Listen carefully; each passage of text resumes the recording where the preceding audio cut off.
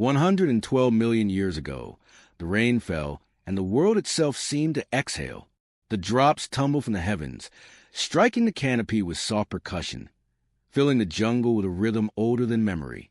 Each leaf shimmered, each branch quivered, and the air became thick with the scent of wet earth, of moss, and the delicate, fleeting perfume of blossoms pressed by the shower. Mist rose from the undergrowth, curling in silent spirals, obscuring what lay beneath and revealing at once 1,000 hidden lives. The rainforest awoke as if it had been slumbering for eons, and in its reawakening there was a heartbeat, deep, slow, inexorable, the pulse of a world alive, ancient and unbroken. Through this living cathedral of green, a figure moved, not with the clumsy step of the intruder, nor with the rigid posture of fear, but with the careful, measured grace of one attuned to the rhythm of the earth. Golden hair clung to damp skin, streaked by the remnants of rain.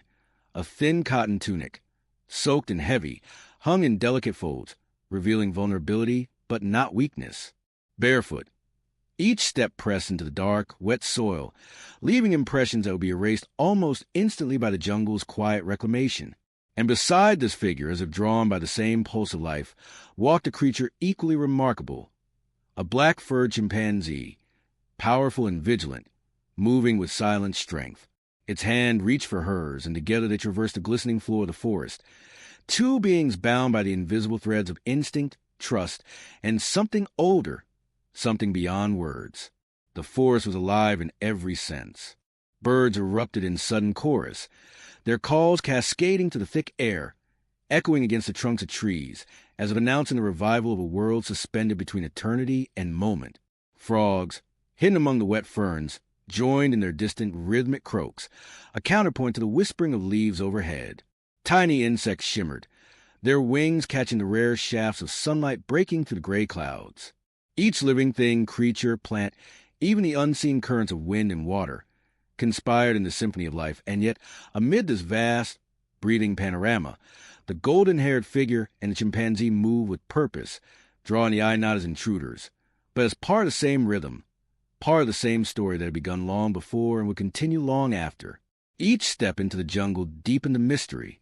The air grew denser yet fresher, infused with scents that hinted at both decay and rebirth.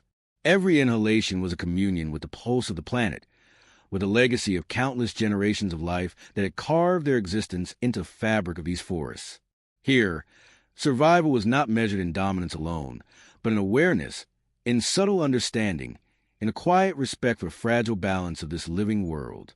And though the chimpanzee's gaze was ever watchful, scanning the shadows for threats, the figure beside it walked with a different kind of vision, one that sought not danger but wonder, one that sought the poetry hidden in every droplet, every leaf, every tremor of the forest floor. The bond between them was not spoken.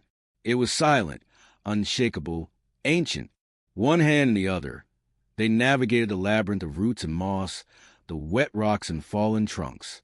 The chimpanzee's strength complemented the human's curiosity, and the human's courage complemented the chimpanzee's caution.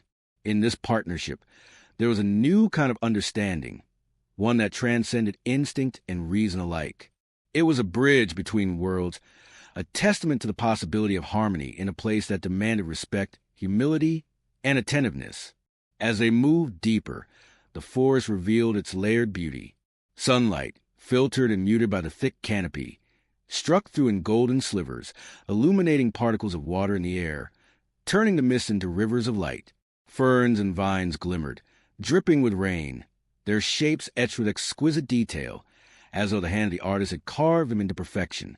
The ground itself seemed alive, breathing with the creatures that lurked beneath. Insects, small mammals, and the innumerable beings whose presence could be felt but rarely seen. Every rustle, every flutter, every soft step contributed to the intricate symphony of life, and the golden-haired figure and the chimpanzee were no longer merely observers. They were participants, moving in concert with the forest's eternal rhythm. There was awe in every glance, in every careful footfall. There was reverence, a quiet understanding that here, in this ancient world, they were walking on a thin line between survival and the sublime. Time itself seemed to fold, compressing eons into a single moment connection of recognition, of shared presence.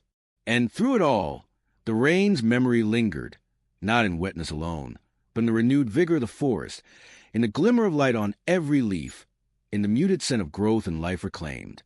The rainforest, vibrant, chaotic, and infinitely complex, was not just a backdrop. It was a living participant, a silent witness to a bond that would echo beyond these moments. Each heartbeat of the forest resonated with theirs.